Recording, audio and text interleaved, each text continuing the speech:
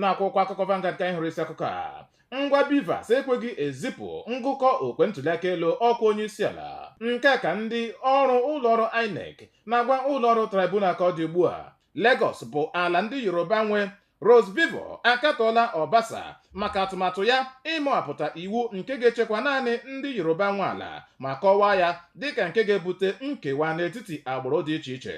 Ndị omekome egbe egbuola otu nwaanyị na-azụ ahịa na Osisi Ọma nke steeti Abịa ma zuru nkụtụnkụ ego ya. N'akwụkwọ akụkọ Daily Post ka anyị hụrụ isi akụkọ a. Maka tandem ụgbọelu ala anyị nwụchienụ ma nyochaa Buhari na ndị ọzọ. Nke a ka otu na-achụso nta ugwu ruru ọhaneze na-agwa EFCC na ICPC ka ọ dị ugbu a. N'akwụkwọ akụkọ Punch ka anyị hụrụ isi akụkọ a. Dị ka ị kwere nkwa iweta ọgwụgwọ nsọ nye ala anyị Naijiria n'ozuzu oke, biko tọhapụ Nnamdi Kanu ugbu a. Nke a ka gọvanọ Mba na-arịọ onye isi ala Bola Tinubu.